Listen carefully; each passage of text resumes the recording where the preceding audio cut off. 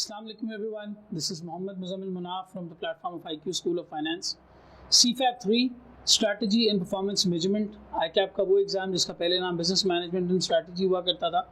अब आप लोग इसकी प्रेपरेशन की तरफ जा रहे होंगे और स्टूडेंट्स इसकी प्रेपरेशन जो है वो स्टार्ट कर रहे होंगे फॉर देयर एग्जाम्स बेसिकली। तो इसका एक मेजर और क्रिटिकल पार्ट स्ट्रैटेजी हमेशा स्टूडेंट्स को तंग करता है। स्ट्रैटेजी इतना ज़्यादा वाइड स्प्रेड है और तकरीबन 25-30% की इसकी वेटेज है एग्जाम में, 20-25% की ये स्टूडेंट्स को हमेशा तंग करता रहता है कि इसको हैंडल किस तरीके से करें। तो आज एक छोटी सी समरी, एक छोटा सा फ्लो चार्ट यहाँ पर हम ड्रॉ करेंगे और समझने की कोशिश करेंगे कि हमारे पास स्ट्रैटेजी में क्या क्या चीज़ें हैं और हम इसे किस तरीके से जो है वो कवर कर सकते हैं। तो आए वन बाय वन इसको स्टार्ट करते हैं और बात को समझने की कोशिश करते हैं। हमारे एग्जाम CFAP 3 के अंदर स्ट्रैटेजी का एक मेजर एरिया यहाँ पे जो है वो इंक्लूडेड है। ठीक है, इसमें सबसे पहले एंगल आता है स्ट्रैटेजिक पोजीशनिंग का या स्ट्रेटेजिक एनालिसिस का। ये एक बेसिक क्वेश्चन को एड्रेस करता है। वो बेसिक क्वेश्चन क्या है? कंपनी अपने आप से पूछती है भाई करना क्या है, क्या काम करना है, क्या प्रोडक्ट बेचना है, किस बिजनेस लाइन में काम करना है, किस बिजनेस एरिया के ऊपर वर्क करना है, किस प्रोडक्ट के ऊपर हम काम करना चाहते हैं, अपने आप को पोजीशन किस तरीके से करेंगे। यहाँ पर दो तरीके के एनालिसिस होते हैं। एक होता है हमारे पास एक्सटर्नल एनालिसिस और दूसरा होता है यहाँ पे हमारे पास इंटरनल एनालिसिस। एक्सटर्नल एनालिसिस के अंदर क्या इंक्लूडेड है? सर एक्सटर्नल एनालिसिस के अंदर हमारे पास इंक्लूडेड है एक्सटर्नल एनवायरनमेंट, बिजनेस एनवायरनमेंट। यहाँ पे मेरे पास 3 मॉडल्स आते हैं। एक है पेस्टल, दूसरा है फाइफोर्सिस और तीसरा है पोर्टर्स डायमंड। फाइफोर्सिस भी पोर्टर्स का है और डायमंड भी पोर्टर का है। ठीक है, ये मॉडल्स मुझे हेल्प करते हैं ये समझने में कि जिस बिजनेस लाइन में, जिस प्रोडक्ट पे मैं सोच रहा हूँ उसका एक्सटर्नल एनवायरनमेंट कैसा नजर आता है, उसका एक्सटर्नल एनवायरनमेंट कैसा नजर आता है। प्राइमरीली पेस्टल मुझे हेल्प करता है एनवायरनमेंट को समझने में, यानी यहाँ पे सारी इस तरह की चीजें, political, economical, social, technological, ecological, legal, हर तरह से मैं एनवायरनमेंट को स्टडी करता हूँ कि भाई जिस प्रोडक्ट में, जिस बिजनेस में मैं काम करने जा रहा हूँ उसका एनवायरनमेंट है कैसा, वो सिचुएशन कैसी है जिसमें ये बिजनेस ऑलरेडी किया जा रहा है। यहाँ पर आप स्टडी करते हैं कंपटीशन को और यहाँ पे आप स्टडी करते हैं किसी पर्टिकुलर इंडस्ट्री की कंट्री में मिलने वाले कंपेटिटिव एडवांटेजेस को। यानी मिसाल के तौर पे कि पाकिस्तान में अगर एग्रीकल्चर इतना सक्सेसफुल क्यों है, इसके फैक्टर्स को स्टडी करना है तो हम पोर्टर्स डायमंड को उठाएंगे। यहाँ पर हम डिमांड फैक्टर्स को स्टडी करते हैं, फैक्टर कंडीशंस को स्टडी करते हैं। हम देखते हैं कि भाई एक नेशन के अंदर, एक पर्टिकुलर नेशन के अंदर कोई बिजनेस क्यों इतना ज़्यादा कामयाब है। रिलेटेड और सपोर्टिंग इंडस्ट्रीज़ को यहाँ पे हम स्टडी करते हैं, फर्म के स्ट्रक्चर को, लीगल सिस्टम को स्टडी करते हैं। ये सारी चीज़ हमारे पास यहाँ एक्सटर्नल एनालिसिस में आती है। ये हमें हेल्प करता है 2 चीज़ों को डिटरमिन करने में। एक कंपनी की स्ट्रेंथ्स क्या हैं, दूसरा कंपनी की ये यहाँ पे हमें हेल्प करता है समझने के लिए कि हमारे पास अपॉर्चुनिटीज़ कौन कौन सी हैं और हमारे पास थ्रेट्स कौन कौन से हैं। कौन कौन सी हमारे पास अपॉर्चुनिटीज़ मौजूद हैं, कौन कौन से थ्रेट्स मौजूद हैं एक एक्सटर्नल एनवायरनमेंट के अंदर। फिर आता है हमारे पास इंटरनल एनालिसिस का एरिया। इंटरनल एनालिसिस हमें हेल्प करता है स्ट्रेंथ्स और वीकनेसेस को हैंडल करने में। ये कंपनी का अपना ज़ाती एनालिसिस होता है कि कंपनी किसी पर्टिकुलर चीज़ में कैसी है, अच्छी है या बुरी है, कंपनी वो पर्टिकुलर काम कर सकती है या नहीं कर सकती, कंपनी के कौन से ऐसे क्रिटिकल सक्सेस फैक्टर्स हैं जो यहाँ पे कंपनी को आगे बढ़ने में हेल्प करेंगे। इंटरनल एनालिसिस के अंदर फिर हमारे पास फर्दर 2 चीज़ें आ जाती हैं। एक है वैल्यू चेन, जहाँ पर कंपनी अपने पूरे प्राइमरी और सेकेंडरी वैल्यू चेन को स्टडी करती है इस प्रोडक्ट के और अंदाज़ा लगाती है कि यार कहाँ पे वैल्यू ऐड की जा सकती है। Eight the same time value chain के साथ साथ यहां पर आप करते हैं capability analysis. Capability analysis company को यह समझने के लिए हेल्प करता है कि कंपनी किन चीज़ों में कैपेबल है, कौन सी कैपेबिलिटीज़ हैं, कौन से रिसोर्सेज हैं कंपनी के पास अच्छे और क्या चीज़ कंपनी की कॉम्पिटेंस में फॉल करती है। इधर आपको पता चलता है what we are good at. इधर आपको पता चलता है कि वो कौन सी ऐसी चीज़ है जो आपका कॉम्पिटिशन कॉपी नहीं कर सकता, जो आपके लिए लॉन्ग टर्म स्ट्रेटेजिकली एक एडवांटेज बनेगा, क्रिटिकल सक्सेस फैक्टर बनेगा। यहाँ आपको पता चलता है कि कौन सी आपकी स्ट्रेंथ्स हैं, कौन सी आपकी वीकनेसेस हैं जिन पर आपको काम करना है। एक्सटर्नल इन्वायरमेंट से पता चलता है कि अपॉर्चुनिटीज कहाँ पर हैं, थ्रेट्स कहाँ पर हैं, किधर आपको चेंज लेकर आना है। यहाँ पर आपको पता चलता है कि आपकी अपनी स्ट्रेंथ्स कौन सी हैं जिस पर आपको मजीद अपने आप को जो है वो मजबूत करना है, और कौन सी वीकनेसेस हैं जहाँ पर आपको पर्टिकुलरली काम करने की ज़रूरत है और इम्प्रूव करने की ज़रूरत है। ये पूरी कनेक्शन बनती है स्ट्रेटेजिक एनालिसिस की, और ये हमें हेल्प करता है इस चीज़ को एड्रेस करने में कि भाई कंपनी करना क्या चाहती है, the what should be done, क्या करना है, वो यहाँ पे हेल्प करता है। फिर दूसरा प्राइमरी सवाल आता है जिसको हम कहते हैं स्ट्रेटेजिक चॉइस। ये कहलाता है स्ट्रेटेजिक चॉइस। स्ट्रेटेजिक चॉइस में हमें मिलता है सवाल का जवाब हाउ। मैं यहाँ डिटरमिन कर लिया कौन सा काम करना है, इधर डिटरमिन किया जाता है कैसे करना है, द हाउ फैक्टर, किस तरीके से आप करना चाहते हैं। यहाँ पर हमारे पास प्राइमरीली 2-3 चीजें आती हैं। एक आ जाता है हमारे पास कॉस्ट लीडरशिप, इधर हम क्या करते हैं, हमारा सारा यहाँ पे जो हिसाब किताब होता है वो कॉस्ट के ऊपर फोकस होता है। हम इधर कॉस्ट को मिनिमाइज करने की कोशिश करते हैं और सेलिंग प्राइस को मिनिमाइज करने की कोशिश करते हैं। यहाँ पे ज्यादातर प्रोडक्ट स्टैंडर्ड होता है लेकिन हाई वॉल्यूम होता है, हाई वॉल्यूम प्रोडक्ट होता है। एट द सेम टाइम हमारे पास दूसरा फैक्टर होता है इधर डिफरेंशिएशन का। डिफरेंशिएशन के अंदर आप क्या करते हैं, कुछ ऐसा डिफरेंट प्रोवाइड करते हैं फ्रॉम योर कंपेटिटर्स। आप अपने कंपटीशन से डिफरेंट प्रोवाइड करने की कोशिश करते हैं। हमें ये कैसे पता चलता है कि कंपटीशन क्या प्रोवाइड कर रहा है, किस तरह से काम कर रहा है, ये आपको 5 फोर्सेस में पता चलता है। यहाँ आप देखते हैं कौन से सब्स्टिट्यूट्स अवेलेबल हैं, सप्लाई कितना बार्गेनिंग पावर में है, कस्टमर कितना बार्गेनिंग पावर में है, नए लोग कितनी आसानी से आ सकते हैं, फर्म का स्ट्रक्चर क्या है, ये सारी इन्फॉर्मेशन जो यहाँ पे गैदर की हुई होती है वो यहाँ काम आती है कि आप क्या डिफरेंट प्रोवाइड कर सकते हैं। फिर उसके बाद इधर तीसरी चीज आती है फोकस। फोकस के अंदर क्या है जी, आप एक पर्टिकुलर नीश, बिल्कुल एक स्पेसिफिक नीश सोसाइटी की उठाते हैं और उसको टारगेट करने की कोशिश करते हैं। मिसाल के तौर पे आप रोल्स रॉयस की एग्जांपल ले लें गाड़ियों में। अब एक मिसाल के तौर पे ऑल्टो की तरह की गाड़ी है, वो एक स्टैंडर्ड प्रोडक्ट है, हाई वॉल्यूम प्रोडक्ट है, सोसाइटी के उस तबके को टारगेट करता है जो आसानी से गाड़ी अफोर्ड ये वाली कर सके। लेकिन आप रोल्स रॉयस की बात कर लें या इस तरह की जो हाई एंड लग्जरी कार्स हैं, सोसाइटी के उन लोगों को टारगेट करती है तो शायद फेसबुक भी नहीं चलाते और ऐड भी नहीं देखते ज़्यादा, इसलिए आपको फेसबुक वगैरह पे ऐसी गाड़ियों के ऐड नहीं नजर आएंगे। पब्लिक ही वो अलग है। डिफरेंशिएशन के अंदर आप फोकस करते हैं कि यार आप कुछ अलग, कुछ नया प्रोवाइड करने की कोशिश करें और आप उसके लिए प्रीमियम चार्ज करते हैं। फीचर्स भी प्रीमियम होते हैं, कॉस्ट भी प्रीमियम चार्ज करते हैं। फोकस के केस में आपका प्रोडक्ट तो प्रीमियम होता ही है, आपकी अवाम टारगेट मार्केट भी बहुत ही स्पेसिफिक और बहुत ही नीश होती है, बहुत ही नीश होती है। ये हमें हेल्प करता है कि हम किस तरीके से कंपिटिटिव एज लेकर आए अपने प्रोडक्ट में, किस तरह से हम मार्केट में कंपिटिटिव रह सकें, दूसरे कंपटीशन के पर्सपेक्टिव से आगे बढ़ सकें, वहां पर अपनी सेल्स को आगे लेके आ सकें। ये 3 प्राइमरी तरीके होते हैं हमारे पास। कॉस्ट लीडरशिप, सस्ता बेच दो, ज़्यादा बेच दो। डिफरेंशिएशन, महंगा बेचो, प्रीमियम बेचो। वहाँ पर कुछ ना कुछ आपका एक स्पेसिफिक ऐसा एलिमेंट होना चाहिए जो आपको अपनी कंपटीशन से आउटस्टैंड करता है, कोई क्वालिटी, कोई प्राइसिंग, इस तरह की कोई चीज़। और फिर उसके बाद फोकस में आ जाता है नीश। आप एक बहुत ही स्पेसिफिक टारगेट कर रहे हैं सोसाइटी के बहुत ही छोटे ग्रुप को और आप उन्हें बिल्कुल एक हाई एंड सर्विस और हाई एंड प्राइस जो है वो चार्ज कर रहे हैं। ये 3 तरीके होते हैं हमारे पास स्ट्रेटेजिक चॉइस में। आप किसी भी तरीके से आगे बढ़ जाएं, आया वो स्ट्रेटेजिक चॉइस हो, कॉस्ट लीडरशिप हो, डिफरेंशिएशन हो, फोकस हो, वक्तन फवक्तन जैसे जैसे आप आगे बढ़ते हैं आपके पास फिर एक सिचुएशन आती है जहां पे कंपनी को स्ट्रेटेजिकली डेवलप होना होता है कि भाई अब बात हो रही है डेवलपमेंट की। स्ट्रैटेजिकली कंपनी डेवलप किस तरीके से होगी, तो यहां पे हमारे पास एक मॉडल होता है एंसॉफ ग्रोथ मैट्रिक्स। एंसॉफ ग्रोथ मैट्रिक्स हमें ये हेल्प करता है कि भाई हमें करंट स्ट्रैटेजी रखनी क्या चाहिए अपने प्रोडक्ट को ग्रो करने के लिए, अपने प्रोडक्ट को डेवलप करने के लिए। यहाँ पे प्राइमरी फोकस होता है आपका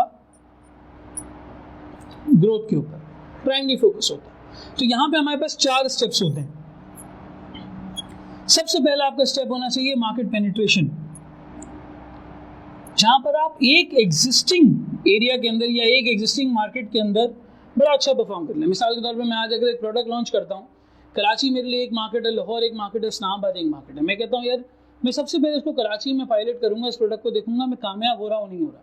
मैंने वंस कराची में अपने पूरे प्रोडक्ट को पेनिट्रेट कर दिया, बहुत तेज़ी से मैं आगे निकल गया, पूरे शहर में मेरा प्रोडक्ट मैंने फैला दिया।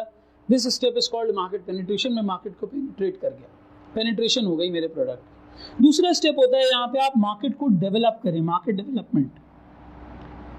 अपने एग्जिस्टिंग प्रोडक्ट को लोगों तक लेके जाएं और लोगों तक लेके जाएं। यही प्रोडक्ट जो मैंने कराची में लॉन्च किया था, मैं लाहौर में ले गया, इस्लामाबाद में ले गया एट द सेम टाइम। तीसरा स्टेप होता है यहाँ पे प्रोडक्ट डेवलपमेंट का,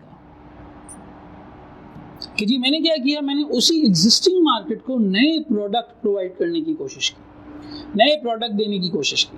मिसाल के तौर पे मैं सीमेंट बेच रहा था, अब मैंने देखा भाई उसी दुकान पे पेंट भी बिकता है, जो सीमेंट खरीदने आता है वो पेंट भी खरीदने आता है, मैंने पेंट भी बेचना शुरू कर दिया। एक मुख्तलिफ प्रोडक्ट मैंने बेचना शुरू किया to the same market.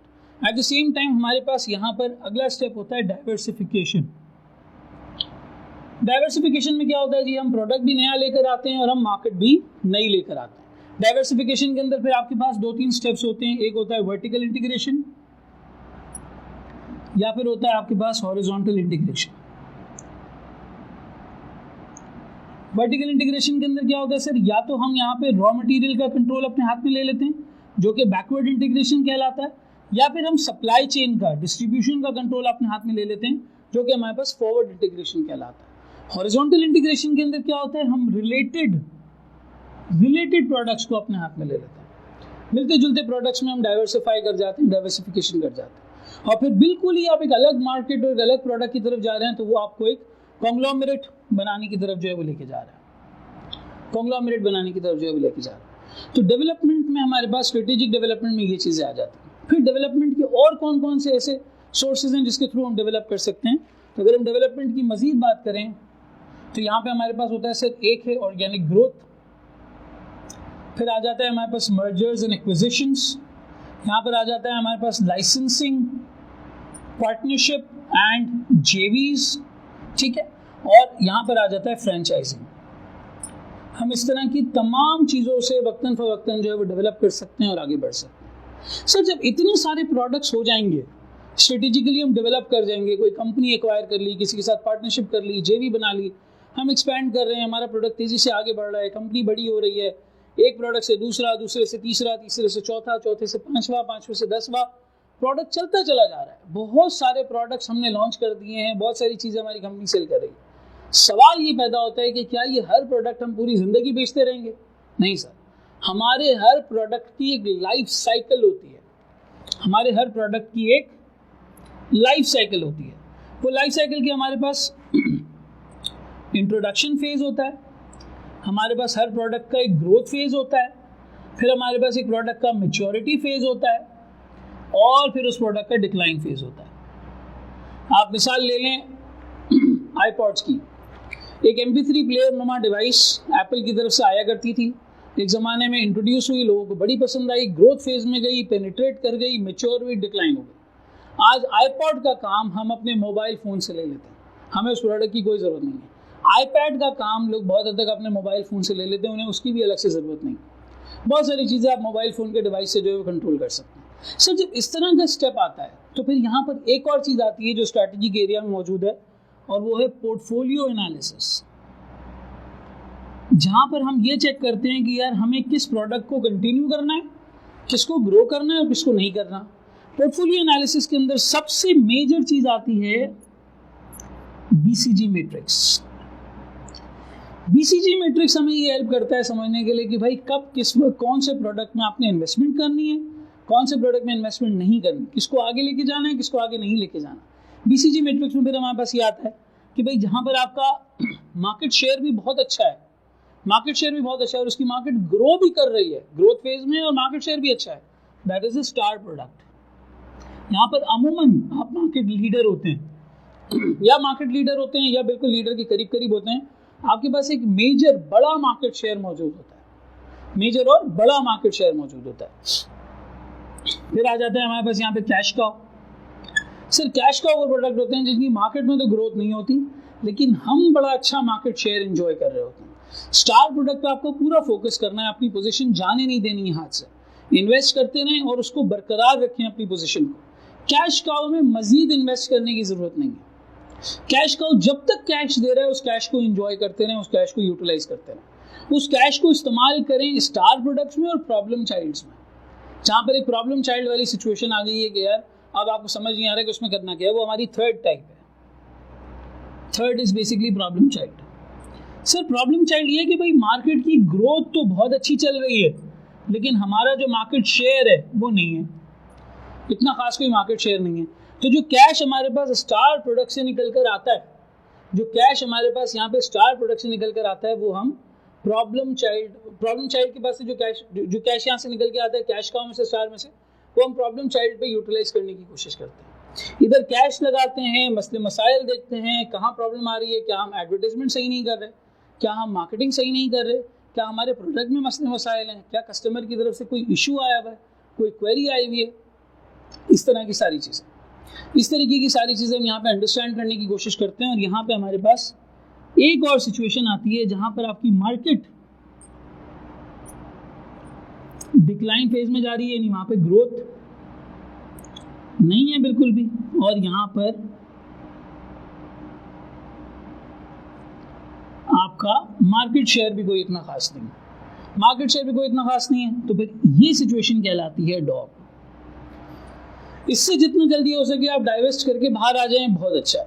Dog के अंदर सबसे अच्छी स्ट्रैटेजी क्या होती है, भाई इसी मार्केट का कोई लीडर होगा, उसके लिए ये प्रोडक्ट कैश का होगा, उसको ये बिजनेस बेच दो, इससे डाइवेस्ट कर लो, बाहर आ जाओ, ठीक है ना। आपका यहाँ पे शेयर ग्रो हो रहा है, ना यहाँ पे मार्केट की ग्रोथ है, मार्केट भी सॉर्ट ऑफ डिक्लाइन फेज में जाने वाली है या जा चुकी है, आपका इतना अच्छा ग्रोथ फैक्टर भी यहाँ पे नजर नहीं आ रहा। इससे कैश निकालें, प्रॉब्लम चाइल्ड पे यूटिलाइज कर लें, स्टार पे यूटिलाइज कर लें।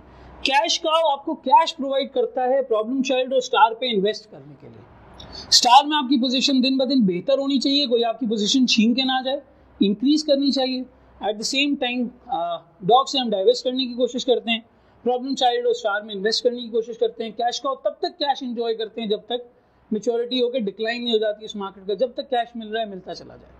बहुत सारे MP3 प्लेयर्स फेल हो गए थे, लेकिन जब तक आईपॉड चल रहा था एप्पल ने आईपॉड को कंटिन्यू किया था।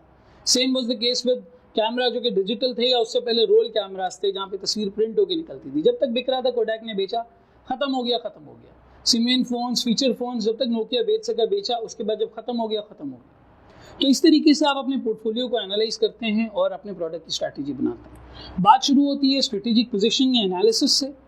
इन्वायरमेंट देखो, अपने आप को देखो, इन्वायरमेंट में क्या चीज़ अच्छे से बेच सकते हो, अपने आप में क्या स्ट्रेंथ्स हैं, क्या वीकनेसेस हैं, ठीक है।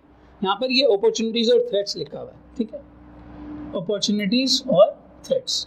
जो थ्रेट्स हैं उनको अपॉर्चुनिटीज में कन्वर्ट करके काम करने की यहाँ पे कोशिश करनी चाहिए।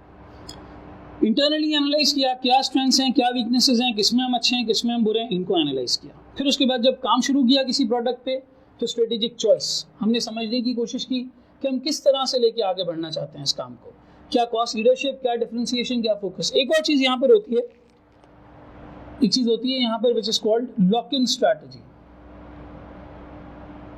क्या आप एक चीज़ एक दफ़ा ऐसी भेज देते हैं कि कस्टमर लॉक इन हो जाता है, जैसे जैज़ की सिम, यूफोन की सिम, मोबाइलिंक की सिम, एक दफ़ा उन्होंने आपको सेल कर दिया, अब आप ज़िंदगी भर बैलेंस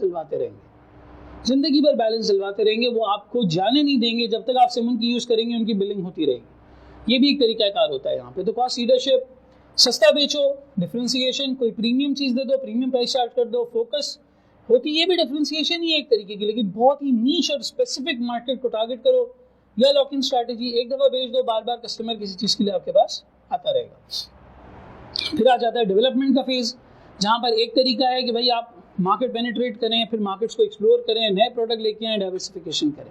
और जैसे जैसे कंपनी आगे जाती है तो इसके मेथड्स कौन कौन से हैं। बेसिकली क्या हमारे पास मेथड्स हैं, मेथड्स के अंदर आ जाता है organic growth, mergers acquisition, licensing, जेवीज, partnerships, ये वाली सारी चीज़ें। तो स्ट्रैटेजी के अंदर ये पूरा एरिया है जो मैंने यहाँ पर आपके सामने मेंशन किया। अगर आप इन एरियाज़ को अच्छे से समझ लेते हैं, जो कि थोड़ा बहुत मैंने समरी में समझाने की कोशिश की है, आपका स्ट्रैटेजी का एरिया मुकम्मल हो जाएगा। फिर आप सवाल में ये देख सकते हैं, ये असेस कर सकते हैं कि उसने किस एरिया से पूछा है और कंपनी को इस स्टेज पर करना क्या चाहिए, what should be the next course of action. अब वो टाइम नहीं है कि BMS की क्वेश्चंस जो है वो थ्योरी बेस्ड क्वेश्चन आते हों, अब बिल्कुल प्रैक्टिकल सिनेरियो बेस्ड क्वेश्चंस आपके पास आते हैं। तो कोशिश करें जितना आप इस चीज़ को समझ सकते हैं और अंडरस्टैंडिंग की बेसिस के ऊपर क्वेश्चंस को ड्राफ्ट कर सकते हैं। Drafting is a must. जितना आप ड्राफ्ट करेंगे, लिखेंगे, उतना आपको इसमें भी हेल्प होगा, क्लियर भी होगा ये पेपर इंशाल्लाह, और आपको फिर इंशाल्लाह ताला MSc 2 में भी काफ़ी इसकी हेल्प मिलेगी। So this was about strategy. ऐसी और समरी वीडियोस आपके लिए इंशाल्लाह ताला आती रहेंगी। कोई कमेंट हो, आपका कोई फीडबैक हो, इस तरह की कोई चीज़ हो, तो आप कमेंट सेक्शन में मेंशन कर सकते हैं। और आई होप आपको इस समरी से जो फ़ायदा हुआ होगा। आपकी प्रिपरेशन के हवाले से कोई भी इशू हो, कोई भी क्वेरी हो, कोई क्वेश्चन हो, तो आप पूछ भी सकते हैं। ठीक है, thank you so much everybody. अल्लाह हाफ़िज़।